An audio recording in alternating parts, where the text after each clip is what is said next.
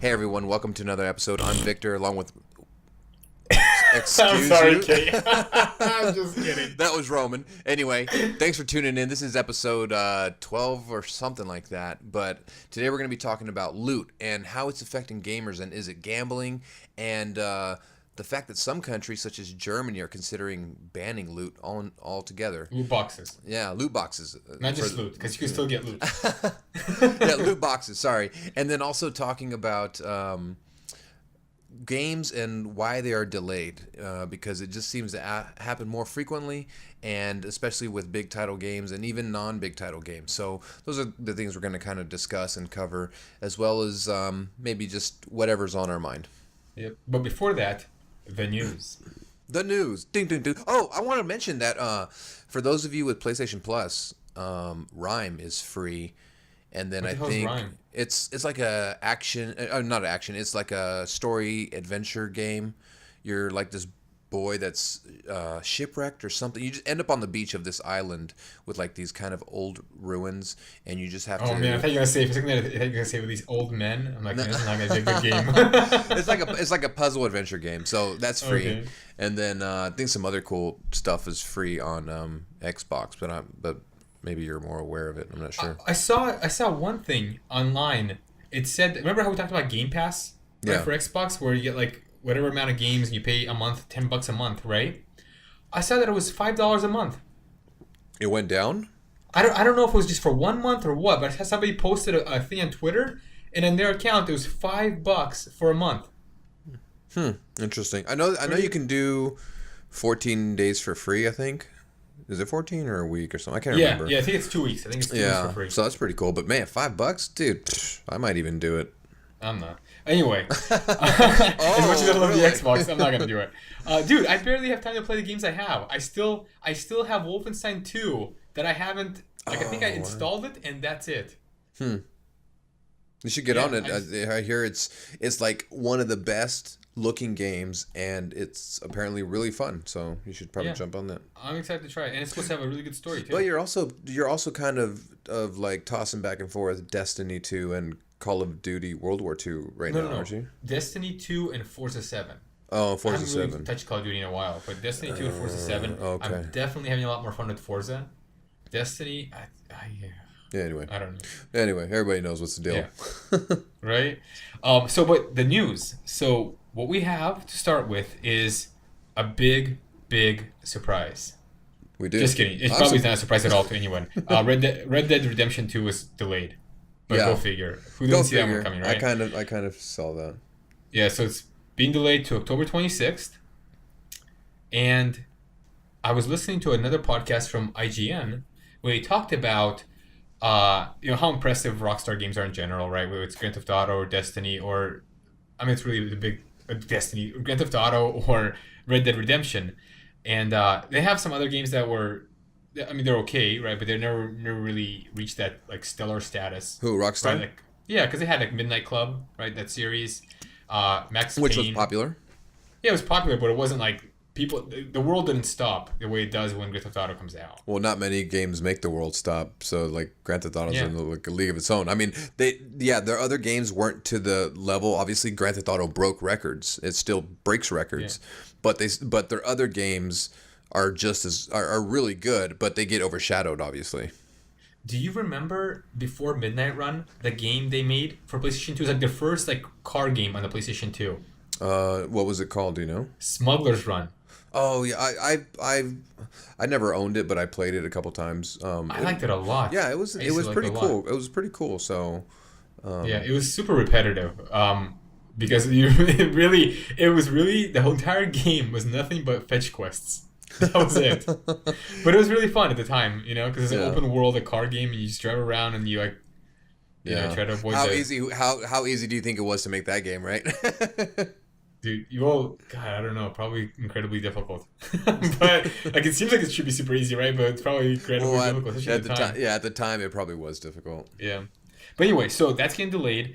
And what I was thinking about was, as far as like delays go, the subject that one of the things that we wanted to talk about, delays in general, with Red Dead Redemption 2 now coming out in late October, which is like the Christmas season, right? Where Call of Duty comes out, where the new Battlefield is going to come out, where supposedly a new Halo was going to come out, and who knows how many other games. Like the premier games come out at this time.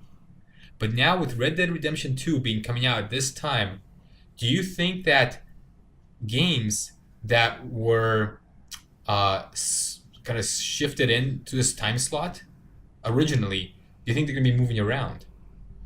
What games do we know that were shifted in for this time? Oh, the ones you just mentioned, those? Yeah. For instance, Call of Duty. Do you think Call of Duty will move itself or keep that same like early November launch period? I think they'll keep it only because that's kind of like the cherry on the spot for them on the top. It's like the perfect timing for them. It's like probably around the closest time a year would be to their previous one. So I think they would have to. And plus, I think Call of Duty players don't really jive with, or a Call of Duty player is a Call of Duty player. They might not care about Red Dead Redemption 2. So I don't think it'll have any effect. Well, the hardcore ones, you're right? The hardcore Call of Duty people that love Call of Duty and play nothing but Call of Duty. But people like you and me, I mean, we both got Call of Duty this past year, and I've gotten every Call of Duty that's ever come out. Yeah. But I'm also playing... I probably won't ever buy another Call of Duty for like another 10 years, though. And I'll definitely buy the Red Dead Redemption. It's like that mentality. Like, I'd rather much have the Red Dead Redemption. And I think maybe they did it on purpose. Maybe they deleted it on purpose. Who knows? But we can talk about that. Yeah. I don't know. I don't know if they deleted it on purpose. I bet you... I would think that Rockstar, with their two main franchises, right, which is Red Dead Redemption 2 and Grand Theft Auto, I think they release a game when it's ready, and they don't really care when it is, like what day of the year it is, because they know it'll sell no matter what. Oh yeah, yeah. I think Rockstar likes to deliver good products. Like, they don't have. I've never known them to have a history of releasing a game that was unsatisfactory in terms of it being, if it was broken, just didn't work, or maybe the online functions weren't really quite there. So I'm kind of glad they're going to delay it, because it gives me something to look forward to, that they're going to bring a better product than what maybe they originally anticipated. Or it could just be that they're just behind. Who knows? I mean, it could be any number of things, but... Do you know how long it's been since Rockstar released the game, their last game? I would have to say 4 or 5 years. 5 years. Yeah, right? 5 years. Yeah, the last one was Grand Theft Auto 5. Yeah. Yeah, so it's been 5 years since they released one. And I started thinking, I wonder how big Red Dead Redemption 2 will be relative to Grand Theft Auto. And so to kind of put things into perspective, Grand Theft Auto 5 has, since its release today, has sold, I think, over 50 million units. Mm-hmm. That's huge. So 50 million people have Grand Theft Auto worldwide, right? So that's like the U.S. population in general is 300 million, over 300 million people, right? And maybe like half of those are adults, right, that are old enough to actually play this game. And so, like 50 million people, that's like 1/3 of the adult population. Yeah, like that logic, like 1/3 of Americans really would fill up the Grand Theft Auto library, or not library, but Grand Theft Auto game, they'd have that in their household if it was only sold in America, but the same numbers. That's funny. But I look back further. So, like, for instance, Grand Theft Auto 5, it originally released on PlayStation 3 and Xbox 360, right? It didn't originally release on Xbox One and PS4, as I think most people come to know it now. Mm-hmm. Right, just because it has so many more features on here, it has all the support on the new consoles, and it looks better. It has everything, right? It's the game you want is on the PS4 and Xbox One, but originally released on PS3 and Xbox 360. Yeah. And back when it released on those two consoles, on the PlayStation 3, it sold 20 million copies, and on the Xbox 360, it sold 16 million copies. 60? 60? 16. 1 6. Oh, 16. Oh, I was about to say. Yeah, so a total of 36 million copies. Right? Damn, that probably paid for the game right there. Paid for way more than the game, probably. Yeah. Oh yeah. But before that, Grand Theft Auto 4, the release before Grand Theft Auto 5, they just sold between PS3 and Xbox 360 21 million copies. Holy cow. Right? So they had like over a 30% increase in copies sold from Grand Theft Auto 4 to 5. Now here's what's interesting. So Red Dead Redemption, it sold like 13 million copies Combined back when it came out on PS3 and Xbox 360. But Red Dead Redemption wasn't an established franchise the way Grand Theft Auto was, right? At that time, how many did it sell? It sold 13 million. 13, okay. Yeah, so back when it first came out, it was following on the heels of a game called Red Dead. Was it Red Dead Rising or Red Dead something else, right? The horrible game. It wasn't horrible, but it was okay at best, right? It wasn't like an amazing game. And so it didn't have the pedigree Grand Theft Auto has, right? It didn't have the name recognition. It had nothing going for it other than the Rockstar made it and it got really good reviews, and it sold 13 million copies. And so now I'm wondering, with a 33%, let's call it 33% increase from Grand Theft Auto 4 to 5, and with less time between them, how much of an increase do you think is going to be with Red Dead Redemption 1 and 2? Especially considering how much hype this game is getting. What do you think is going to sell? Do you think it'll sell more than Grand Theft Auto 5 did on PS3 and Xbox 360? 36 million copies.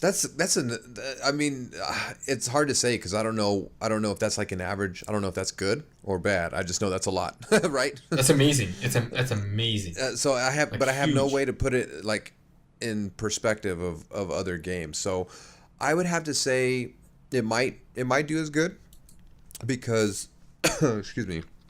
I mean, that's like almost that's more than a 50% or 100% increase from the last one. If the last one got, what you said, 13? The last Red Dead Redemption got 13, yeah. Yeah, and then Grand Theft Auto 5 got, on the old consoles, got 36. On the old console, Grand Theft Auto got 36. Yeah, so for Red Dead Redemption to double the amount of sales, that's like a big jump. And so let me put it in perspective really quick. Battlefield 1, between PS4 and Xbox One, both systems, sold 12 million copies. Really? That's it? I mean, that's huge. It's pretty big. It's pretty freaking big. Yeah, 12 million copies. Damn. I thought still that's a popular franchise. I thought it would have sold just so. Yeah. Grand Theft Auto is just blowing it out of the park.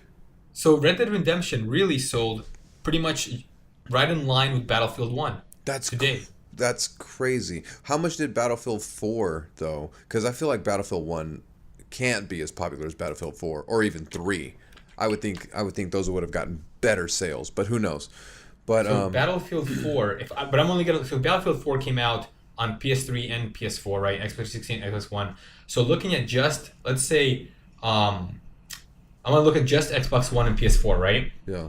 Battlefield 4, between those two systems, sold 6 million copies. Really? 6 million, yep. No way. Wow. Yeah. But you gotta remember too, Battlefield 4, it came out right at the start of this next gen. So not many people even had the systems back then.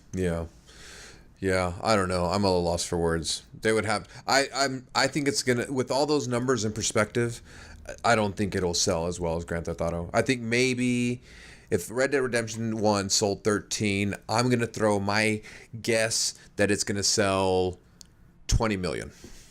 Total? 20 million total combined with both consoles. I would guess that between both consoles, total is actually, now that I'm thinking about it, total is really hard, right? Because we'll never be able to see it because it'll keep selling and selling and selling and selling. Who knows for how long? Yeah. How about this? How about for the first 24 hours? Oh, the first 24 hours of release. Yeah. How much do you think it'll sell? Or what?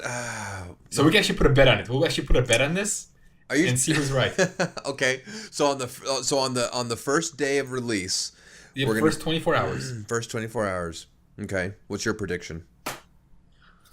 I'm gonna say that in the first 24 hours, Red Dead Redemption 2, between both PS4 and Xbox One, I'm gonna say that it's gonna sell 5 million copies. What? I'm gonna say 5 million copies.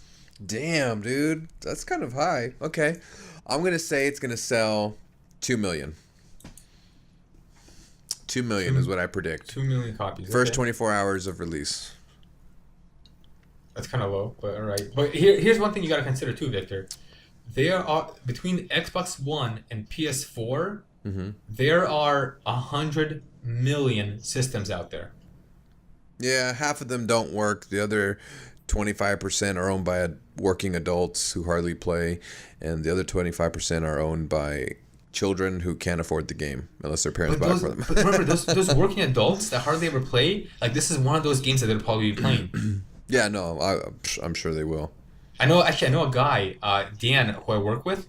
He in his entire video game career, right? I don't want to call it a career, but video game playing time, he only plays 2 games.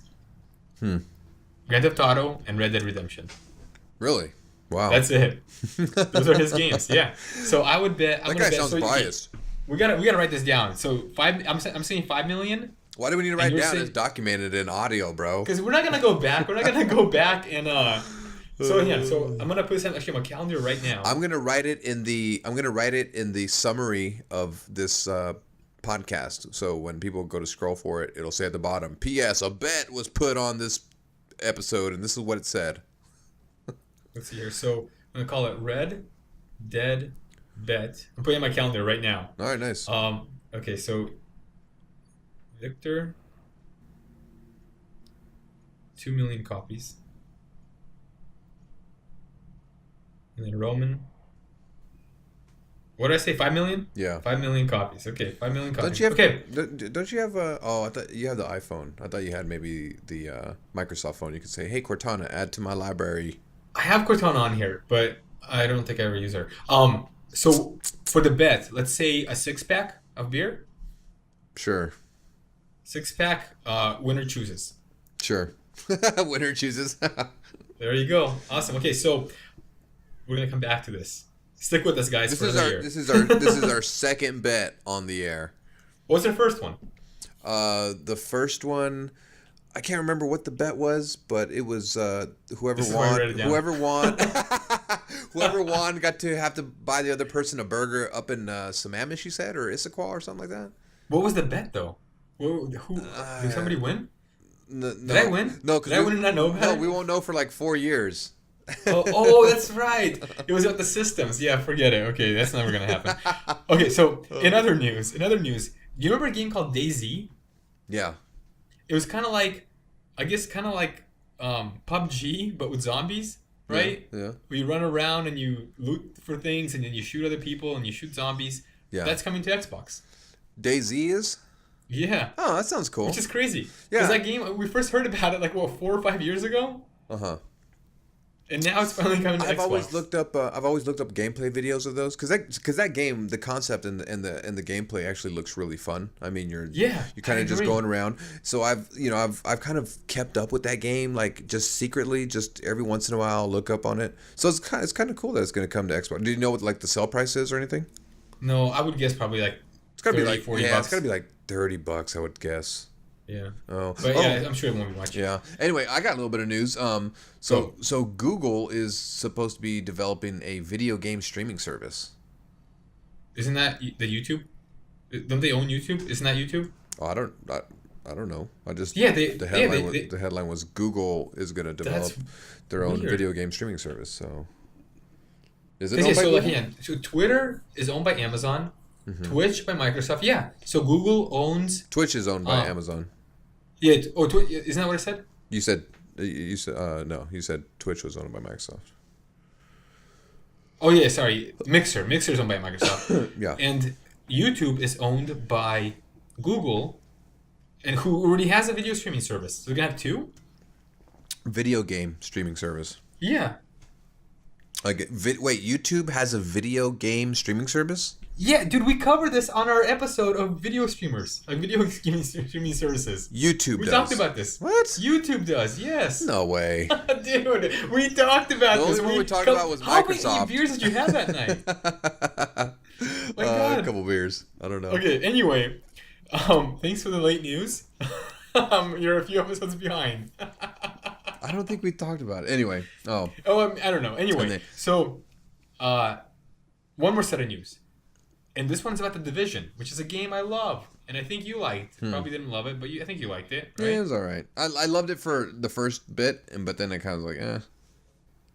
So this guy named Matty Hietana, I think. I'm probably butchering the last name pronunciation, and maybe even the first, who knows. But anyway, this guy, he came up with this thing called I think it's called a Cinemate tool, or cinematic tool. Cinematic tools. And basically what it does is he kind of played around the game files, and it lets the player have free control over the camera, in-game camera, and they've used it to capture these really pretty screenshots. I mean, it looks absolutely gorgeous. Huh. And by the way, anybody listening, if they want to actually see what we're talking about, if you go to our Twitter page, a Twitter account, whatever the hell you call it, hashtag at us. How do you find people on Twitter? I have no idea. PAXP? I don't know. Yeah, so hashtag PAXP or hashtag PAXP Gamers. Oh my god, they're never going to find us. Anyway, you guys know. So it's PAXP Gamers on Twitter. Google it, whatever, right? I have a link on there to that, but there are some gorgeous screenshots for the PC version. This game just looks so beautiful. And you know what the folks at Division did in honor of this? Wait, what game is it? Division screenshots? The Division. Yeah, so it's you could take screenshots by moving. He made this system where. But only in the Division or any game? It's only in the Division. Oh, okay. And it looks really pretty. Like Victor, you should check it out. The screenshots look amazing. Yeah.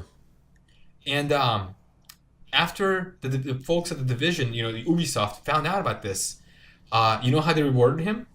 By giving him a free copy of the Division? A lifetime ban. What? I'm not even kidding. They banned him for life. What do you mean? Why? So in order for this tool to work, he had to use some code from like a cheat system that would bypass their code. I don't know exactly how it works, but basically it would allow the player to have control over the camera and zoom it out and kind of position it how he wants and whatever, right? And so because of this cheat tool, the inherent cheat tool code in there, they banned him for life from the Division. That's dumb, dude. Yeah. So hopefully, I mean, I think he's trying to find a way back in. So banned him from like the Ubisoft servers and stuff, or Division. What? They banned him from the Division for life. I don't know exactly what that means. So just the game. Yeah. Huh.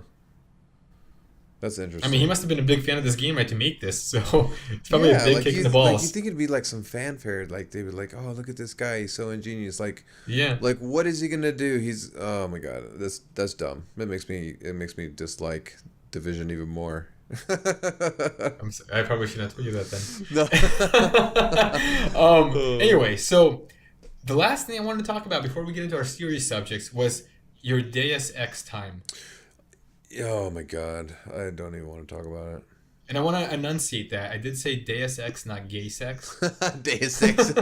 Mankind divided. Butt cheeks divided. Dude, that'd be an awesome porn name. Oh my god. Deus Ex, butt cheeks divided. Deus Ex, butt cheeks divided. Oh man, that's brilliant. Oh man. Dude, we got to put that as our title. That's going to be the only title for this episode. PAXP EP12, gay sex, butt cheeks divided.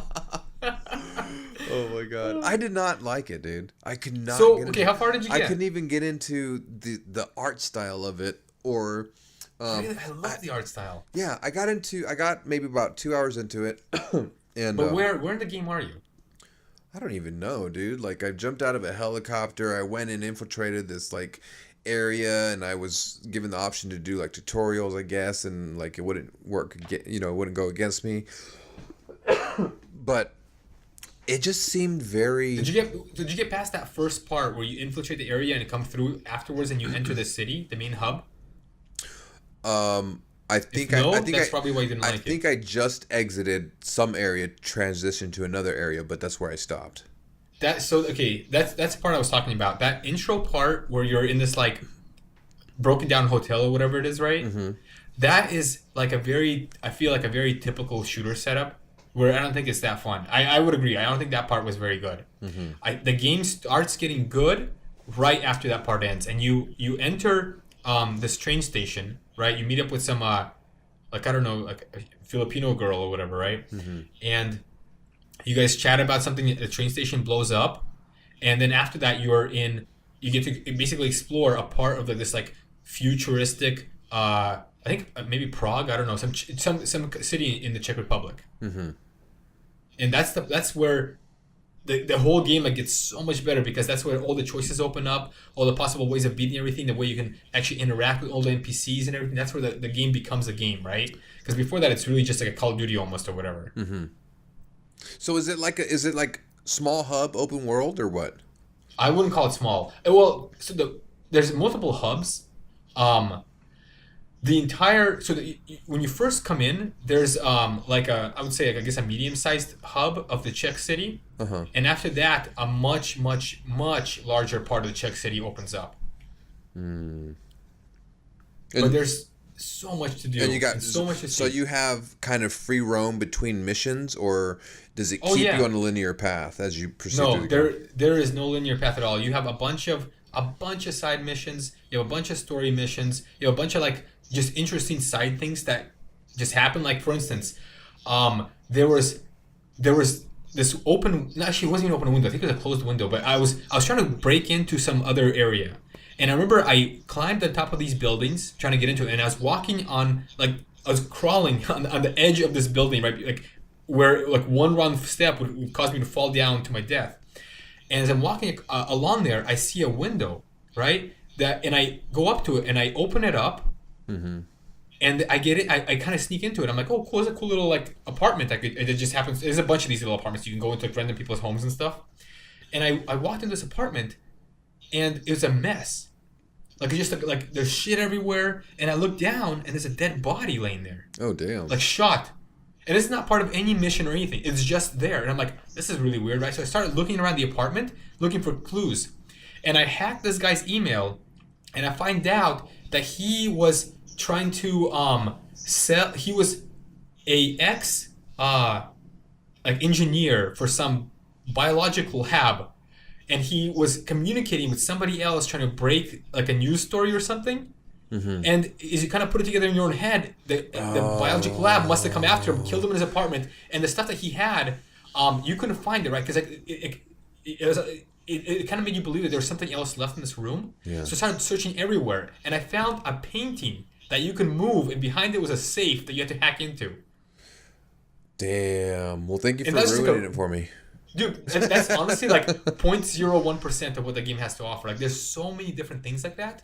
Yeah. And you just like stumble upon these crazy little like side things. Like there was this one side mission where you're stalking a serial killer, trying to figure out who the serial killer is. And like it's like a multi-layered side mission that lasts like several hours of you just trying to stalk this person from place to place, trying to prevent the next kill. But not only that, your evidence lead you in like 3 different directions of 3 different suspects. And at the end of the mission, you have to pick who you think is the actual suspect. It's really cool. Yeah, maybe I should. Okay, maybe now that you've explained a little bit of it, I'll give it a third shot. A third. Well, this would be like the first like honest shot, right? Because honestly, there's other two like the first part is really boring, and I agree. I agree completely. It wasn't fun. But once you get past that, it's so good. Another thing I thought, and maybe it'll look better as I get into the actual game, but like I just thought the graphic quality was very very low. Like it looked like it was it looked like it came out at the very end of the last consoles. I think you'll be surprised when you actually get into the city hub and see how much detail is in everything. Yeah. Okay. Because it's a really detailed game. Well, it'll be 3 strikes. It's out for me if it doesn't impress when I get into this open world. I hope you like it, dude. I really do, because it's a very good game. It's got a really interesting story. Everything about it's really good. One thing one of my friends told me. He goes by the name of the Rizzle. He's like he had some things to say about the game, because one thing he didn't like was like, you're this augmented cyborg human being that's powerful to do all these things, like jump out of a helicopter and like land on the ground hundreds of feet below you, but as soon as you choke 3 people out, your battery pack is dead.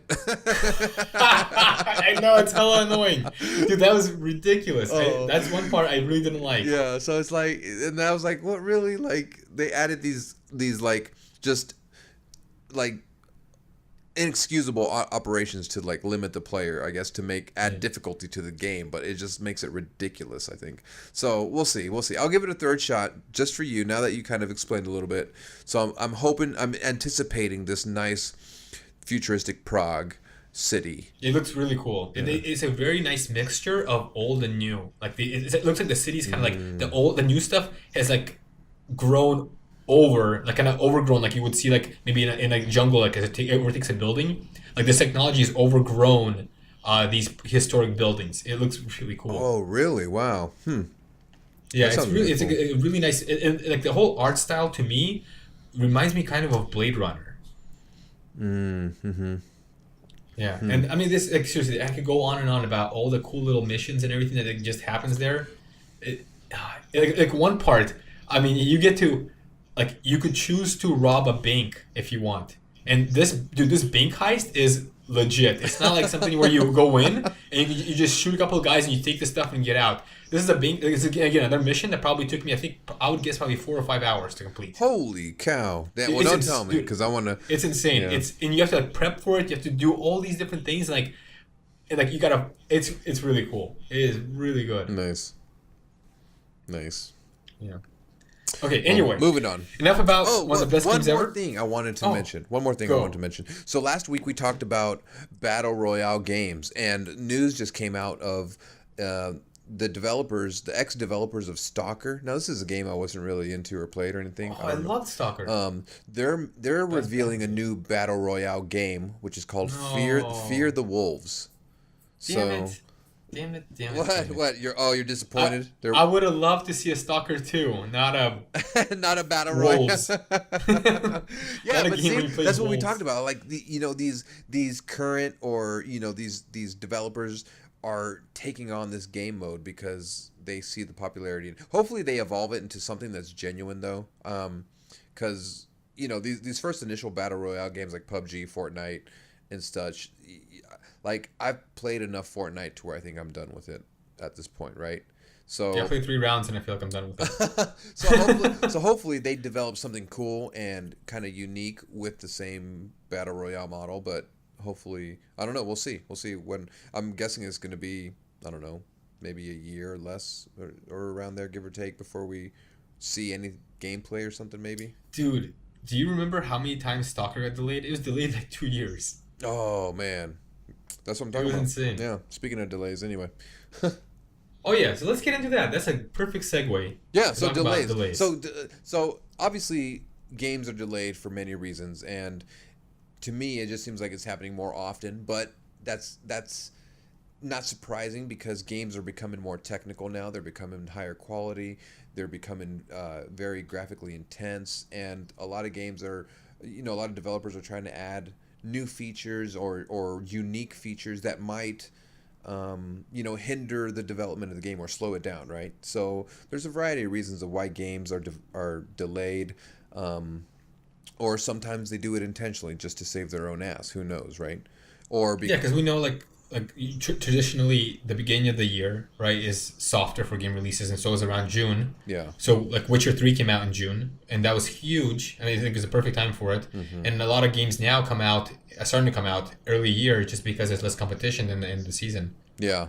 And I think the developers try to focus too much maybe on the holiday season, not realizing that it might work against them because there's always other games coming out around the same time that might be just as popular, so you're taking away that sale, I think. So I think Witcher coming out earlier in the year, I mean, that was a blockbuster game and it got a lot of notoriety right away. Yeah. And I think because there was no real other game to compete with it. So who knows, maybe games will start to get spread out throughout the year rather than late quarter or mid-year or something.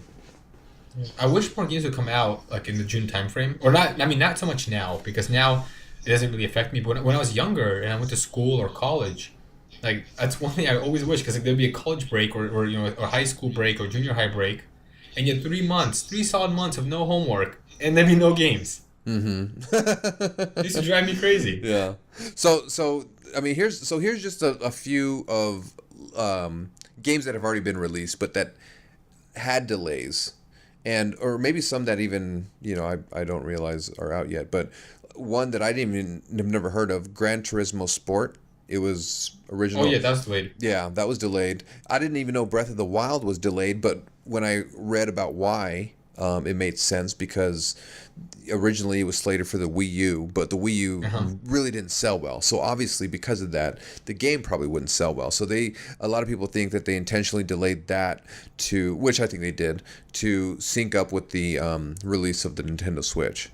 Yeah, I mean, hell, if they released it on the Wii U, yeah, then like all of 5 people would enjoy it. Yeah, and then they would technically have to port it over, which would be, probably. I mean, it still came out on the Wii U, but yeah, Cuphead was delayed, which I thought was surprising because it seems like, well, maybe not. No, not that. Now that I think about it, I hear it's a difficult game, so there was probably a lot of technical sides to the enemy AI.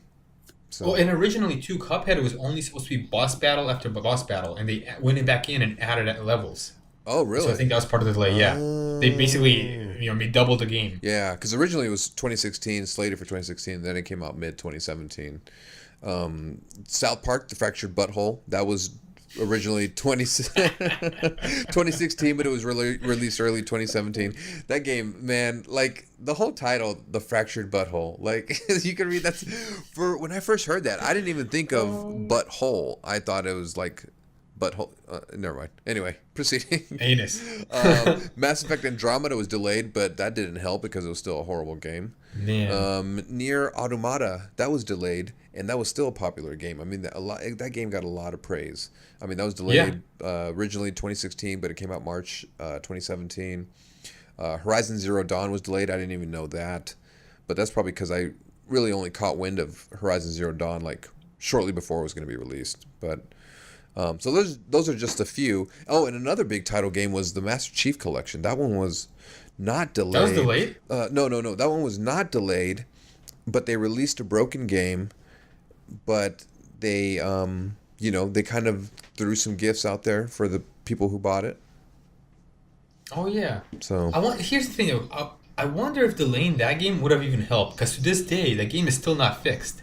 Yeah. So and they say it's because it's just too complicated, right? They're using like 3 or 4. I think there's like four different game engines, and trying to make them all work together in one console and one ecosystem. Like it's just too complicated, too much.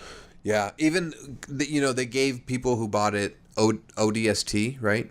Mm-hmm. And even that was broken. Was it? I think so. I think when we tried to play it, remember like that? I specifically remember like kind of the first level when we're trying to go up that hill, and it was just lagging like crazy. Oh yeah. And it was either one of us. It was never us at the same time, or sometimes maybe it was, but it was just such a broken game. I think eventually they may have fixed it for the most part, but who knows? Yeah, the game was a mess. When it worked, it was amazing, but that 1% really doesn't cut it. Mm-hmm. Mm-hmm. So with talking about game delays, they obviously delayed Red Dead Redemption 2. They're delaying Anthem. Is there any other game that you like, big title game that's supposed to be scheduled this year that we've heard about that you might think get delayed?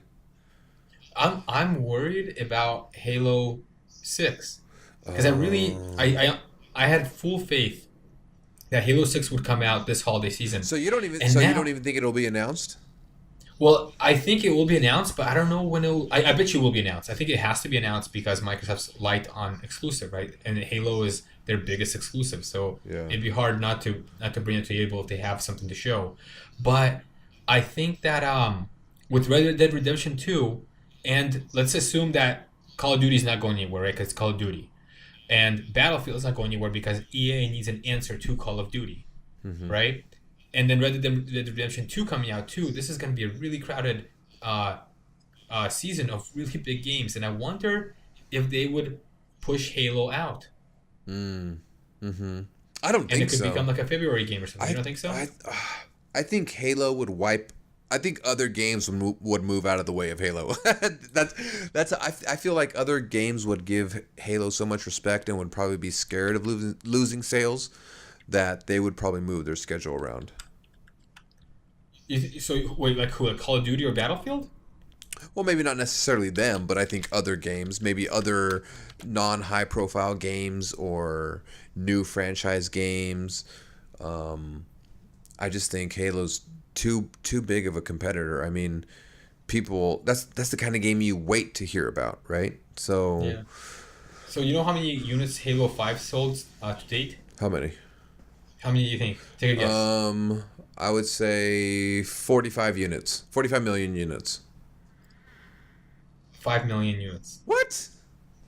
5 million units. Really? Yeah, dude. Wait, 45 million units? There aren't that many Xbox Ones. Oh, that's right. I forget. There's like 30 something million I Xbox forget. I forget. The numbers we are talking about earlier were like combined. So I was Yeah. So because yeah, okay, it makes sense. Yeah, that's still kind of low though. I thought it'd be like Yeah, eight it feels or low. 10, man. I thought that's like their blockbuster game. Like It is. like that should Dude, be it that should absolutely be is. the game that sells the most games of any game on fucking Xbox. Dude, you're absolutely right. So like, let me see. Like, what about Horizon Dark Zero? Horizon Zero Dawn, dude. Damn it. Or no, you shouldn't even do that game. You should do Last of Us because Horizon Zero Dawn is brand new. It's still a baby. Well, so no, Last of Us is kind of hard because it's on the last generation console, Well, right? And then on this generation is just a remake. just do the remaster then. I'll do Uncharted 4. How about that? All right. I think it's more fair, right? Because it's been out for like nearly 2 years now, right? Yeah, I don't think it's still as popular as Halo, but sure, check it out. Let's see. Uncharted 4. Wow, dude. Wow. 8 million. 10 million units. Ooh, 10 million Halo units. sucks, dick. Dude, so yeah, so Xbox's number one franchise Yeah. is really not that big a deal. So yeah, I think it absolutely runs the do you risk hear that? Do you hear of that? being pushed away. Do you hear that? I hear people moving over to PlayStation. You hear that? Oh. Anyway. Only those without friends. Anyway, so yeah, dude, I think that's the game like that I'd be most worried about losing now. Yeah. Is Halo, because beyond that, I don't know. Like, I'm really looking forward to the next Battlefield, assuming it's not in World War One or Two. Yeah. I mean, World War Two even would be cool. I think I'd enjoy that better than World War One. So I'm really looking forward to Battlefield. I'm really looking forward to Red Dead. But man, I really want to play a new Halo. It's been so long. Mm-hmm. So anyway, Yeah, I think my strongest disappointment if a game were to be delayed would be Battlefield for me. Or like more than Red Dead Redemption 2? Well, that one's already delayed, so I can't be disappointed. What if it was? I mean, what if it was delayed further? Then I'd be pissed off probably. Because they already delayed it big. It was supposed to come out fall. Now it's late October, so that's like half a year. That's already a big delay. Spring. It's supposed to come out spring, right? Oh, spring or yeah, spring. Sorry. Because fall is spring. yeah, Spring. I had it reversed. Supposed to come out in spring. Now it's coming out in fall. So I wish that, and you touched on this a little bit before. I wish that Mass Effect Andromeda got delayed by a lot.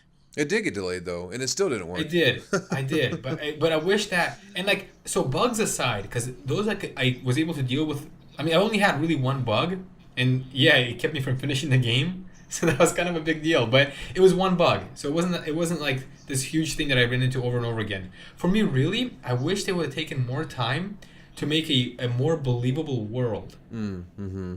Right, because as it stood, when you walk into an area, you would see like the same looking buildings, and then you'd see a bunch of NPCs just standing still, talking to, like, not even talking to each other, standing still facing each other. Mm-hmm. And that was basically it. Like, they might as well have just been boxes. Actually, that probably would have been more interesting, right? You go into this world that's totally empty, just full of boxes. Yeah. Like, where do these boxes come from? Well, yeah, you're like so intrigued. Like, who put this box here? Right? On top Dude, that of would this be box. that would have been right there, like some nice DLC for Mass Effect. Well, you know, I'm following this one gamer on our Instagram, and he was uploading screenshots of his gameplay in Mass Effect Andromeda, and it looks so good. Like, just these amazing screenshots he's taken, and I'm just like, how can a game look so good but be so bad at the same time? That's crazy to me, because I remember that game looking bad. Really? I don't Like know. I thought it looked worse than Mass Effect 3 on Xbox 360. Wow. And I thought maybe it was just nostalgia, so I went back and looked up screenshots. And I mean, resolution aside, right? Because obviously resolution is improved, but resolution aside, Mass Effect 3 did look better.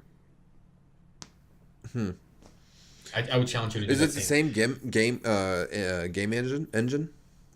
No, I think that Andromeda was built on the Frostbite, Huh. which Battlefield looks freaking amazing. Yeah, it does. So it makes no sense. But let's just so Mass Effect obviously came out broken, right? It wasn't in many ways, like not just the glitchiness, but like I said, like the game felt empty as far as the universe. There was nothing really worth exploring because you never really got anything of real substance, whether it was just like story wise or equipment wise or anything. It was just it almost felt like a very big school project of a game. And do you think that when games come out that way, do you think that gamers should somehow be compensated for broken games? Let's say if it's just really glitchy, right? Because like, let's say the bear inside whatever, we're not gonna count it. Let's say a really glitchy game comes out. Do you think a gamer should be compensated in some way?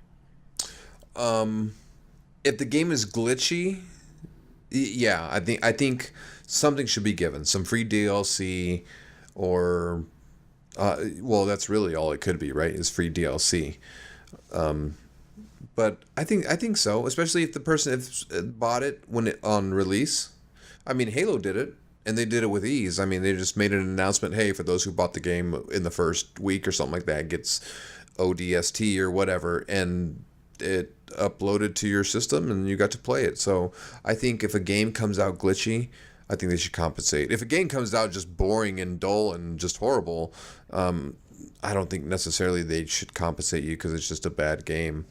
But a broken game, yeah, definitely they should give you something. Maybe a new level, or a couple hours more gameplay, or some kind of addition, armor, something reasonable to the extent of whatever they failed on. Or maybe some loot boxes, Maybe some loot which boxes. are currently being banned in Germany. How about that for a segue? Boom, nailed it. Germany. Guys, just Okay, need so with us 47 minutes into this podcast and still no end in sight, we got to move on to the next subject. yeah, which is loot boxes. Loot boxes. And why they Yeah, make it done. banned in Germany? So first of all, I looked up the definition of gambling, right? Because I was curious what gambling really is. Yeah, And this is, okay, let me back up. I'll for a already second. tell you it's totally gambling. But go ahead. I looked up the definition of gambling legally, Yeah. and it was like the definition was about 4 pages long. So Oh, God. here's the summed up version that's going to be much quicker and easier to understand. So it's betting, or wagering, results in either a gain or total loss of wager, the money or assets put up, neither risk nor investing, nor like insurance. And then it goes on to say a few more things, but basically that's what it is, right? It's where you put some money forward, and then you don't know if you'll get it back, but it can't count insurance. And that's basically what gambling is, right? And with loot boxes, I don't know if it really fills that definition, because with loot boxes, you always get something, right? You can never just lose and get nothing at all. Oh, I see. So you're getting something in return. You just don't know what. Always. Yeah, you're buying something, but you don't know what you're buying. And so that's kind of the tricky part, I think, right? Where that's kind of the gamble is, are you going to get something you actually want? Yeah. But you're always getting something. I think gambling goes deeper, though. I think gambling goes like it shouldn't be the fact that you're getting something in return. It's the fact that you're enticing someone into getting something more than what they put in, and when they don't get that, there's a certain level of emotion that you feel, which is disappointment. And unless you win, then you feel overjoyed, right? But if you're giving $5 and you're getting $5 back worth of stuff, that's not gambling. But loot boxes don't work that way to me. You buy a loot box because you're hoping to get something epic, something nice, or is it just the same just casual stuff. So check this out.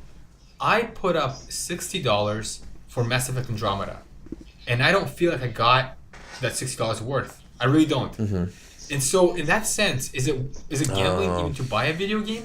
I mean, by definition, no. But so, like, how deep does this really go? Yeah, I mean, I guess it can't be gambling, but people have said it's like addicting. I mean, people are addicted to buying loot boxes. Yeah, that's the thing. Is that it makes it addicting because there's that aspect of gambling where, because you don't know what the outcome will be, like you're putting something down, like whether it's in-game credits or real money. Let's say real money, right? For the sake of argument, just for this podcast, you're putting down real money, and you're purchasing this box, and you don't know what this box is going to be inside of it, right? Maybe something really awesome, maybe something really crappy that you don't even need. But in that same way, though, have you ever heard of a website? I think it's called what's it called? It's Geek, where you buy like really nerdy things. No, it's not that one. It's a computer website. Newegg. Yeah, that's where I bought. That's where I bought all my PC parts from. Aren't they the guys that do that loot, like a real life loot box? Where you pay $5 and they send you a box of random shit, and you might be really, really cool stuff, or it might be really bad things. Do they? I think it's them. I don't remember which retailer for sure, but there's a retailer that does that in real life, like a real life loot box. But anyway, that's I digress. But basically, what you're mentioning though, that a part of gambling is that the anticipation of getting something really good, and then not getting something really good, and clicking to buy again and again and again until you get what you want. Yeah, that's funny. It's interesting. There's this website called GamesDeal.com. This is not a sponsor, or is it? But there's this website called Games Deal, and you basically pay it, and this is gambling for sure. But you pay half the price for a game, right? A game that you want. Let's say PUBG. PUBG's $30, right, or $35 or something. You'll pay half the price for the chance at winning the game or not. It's the 50-50 chance. It's called Games Deal 50-50. Jeez. So you spend half the price, and you have a 50-50 chance of getting the game, the Steam key or the video game key for that game, or getting a random key for just some other random game. And you always get something no matter. You'll always get something no matter what. But it's a 50-50 chance that you'll get the game that you actually purchase. And it's weird. Like, I looked at it, and the rules are like, so if you buy the Steam key, so say you buy PUBG twice in the same transaction, then you're guaranteed to get it, and then the second one will be random, right? So it's like, well, they're kind of setting you up. Like, wouldn't you possibly get it both times if it's a 50-50 chance? I mean, it just interesting, but that's weird. Yeah, it's so weird. So they have all kinds of games on there. I mean, they have PUBG, Battlefield 4. Like Battlefield 4, you can buy it for $4.76, and I guess that's maybe less than half the price or something. And then you have a 50-50 chance of getting it. Just so many other games. It's kind of weird how they can do this, but you would think they'd lose money on it, but who knows? So, dude, it's a total loot box. That right there is a loot box. Yeah, that is a total loot box of a game. But those odds are better than, like, say, like when you're playing Destiny, and Destiny's a bad example because I don't know if you pay for loot. I don't know if you can pay for loot boxes there. But like, let's say like Forza. Forza is a good example of this, or Call of Duty, right, where you can actually spend real money to purchase in-game credits, and then you can put those towards buying loot boxes. And a loot box, like for instance, could say is different categories. Like there's like basic, extreme, and legendary, or whatever the hell they call the loot boxes. And they will supposedly have the legendary. Obviously, is more expensive, but it could have more nicer things. But at the same time, like it could totally screw you over, and then those nicer things could be exactly what you have right now. So you're left with nothing at the end. But I was looking up like what. As far as like this gambling behavior, right, where it's a possible instant reward, like a possible instant gratification, for a very small act, and but if you don't get that gratification, it makes you want to push forward because you don't want to end up at a loss. And so I looked up this effect, what kind of effect it has on kids, right? And this is according to the California Council on Gambling. And it talked about, in general, how kids will start to develop a loss of trust because of gambling, because their brains will basically tell them like, okay, well, if I put enough money in, eventually I might get something, I'll get the thing I want. But if they keep going through it, they'll get something else and something else and something else and something else. And they begin to, that kind of stimulates their brain to look in a whole different direction and develop a loss of trust towards everybody in the real world, not just in this game or whatever it is you're doing. Oh, right. And they could also develop long-term anxiety troubles, trouble sleeping, decline obviously in schoolwork, Gambling social habits. withdrawal, like gambling habits obviously, right? Like all these different insane problems come from this, right? And if this is what's kind of troubling with loot boxes is that maybe they don't fit the definition, the legal definition of gambling precisely, but it's one of those things where like you know it when you see it, right? Like you may not, like if you see something happening in the street and it looks like it's something bad, you may not know like which crime it is under the legal jurisdiction or whatever, right? But you know it's a crime because you know it's a crime when you see it. Like you know it's something bad, and same thing with loot boxes.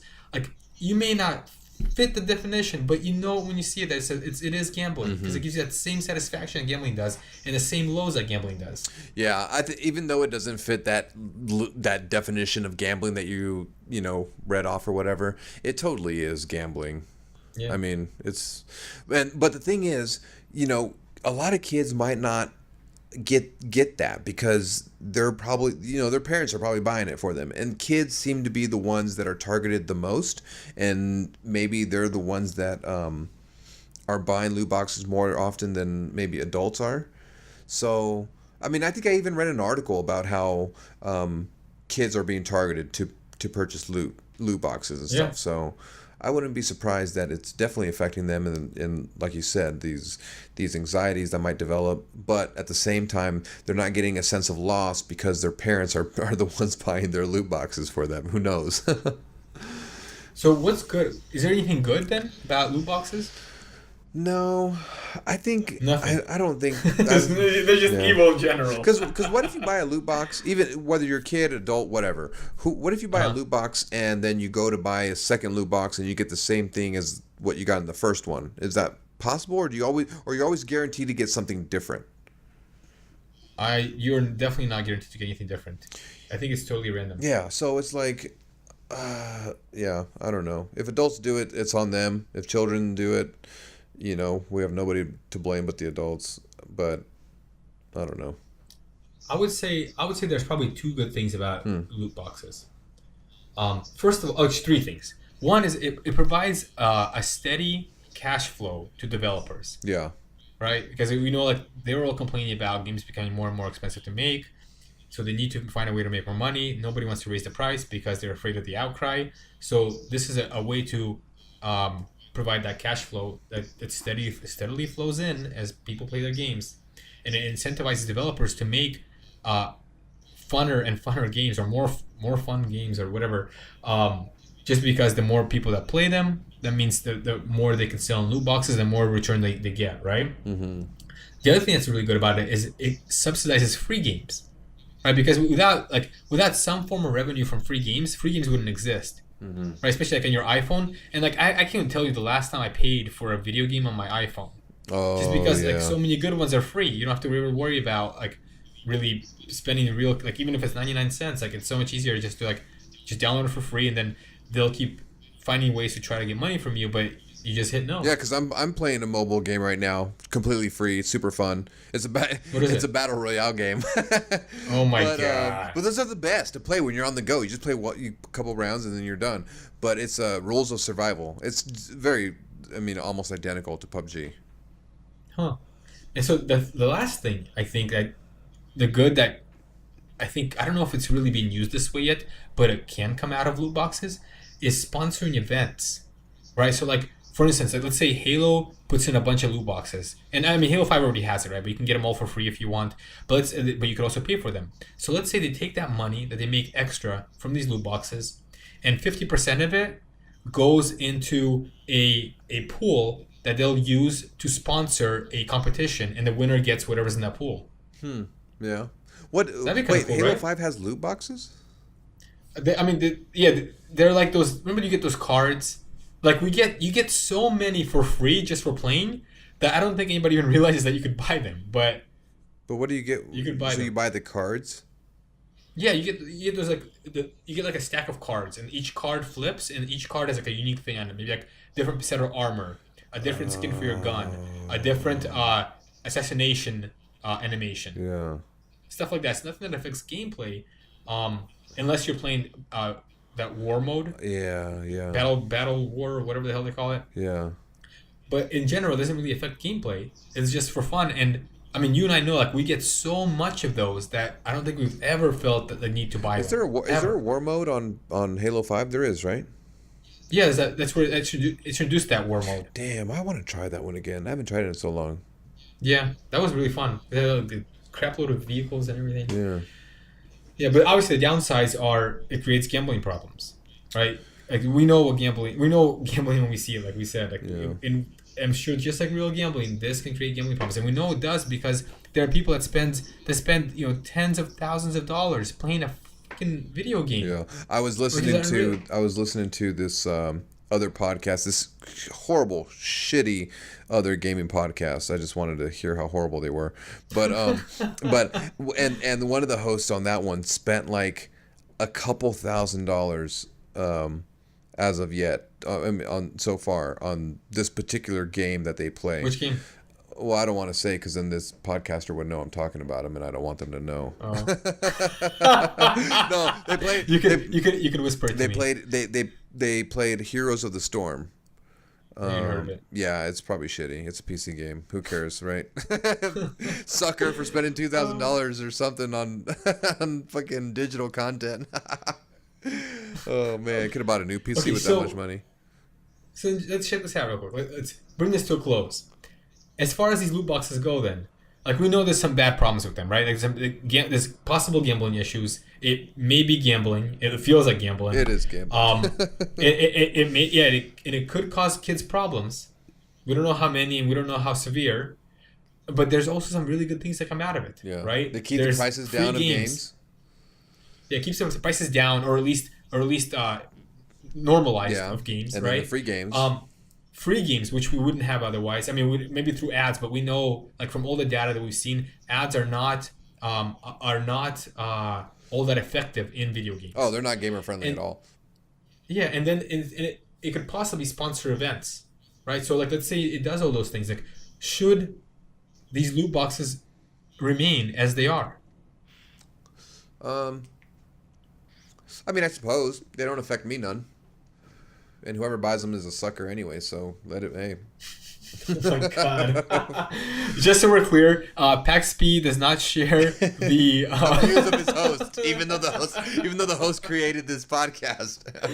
I will say I've purchased loot boxes one time, but wait, is it a loot box if you know what you're getting? No, I think loot boxes have to be randomized. Yeah, okay. Otherwise, you're just buying DLC. Okay, then I've never bought a loot box then. And I probably never will. I never see the need to, because like you say, most loot boxes don't improve a gamer's performance online.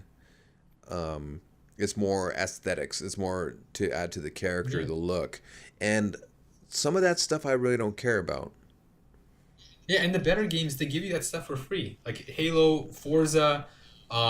Call of Duty is kind of sparing with it, but like a lot of games, they'll give you those things over time as you play, as you progress in the game. Yeah. Witcher had loot boxes? Witcher gave you all that free downloadable content? Oh yeah, but that wasn't loot boxes though. Oh, right? So what game gives you actual loot boxes besides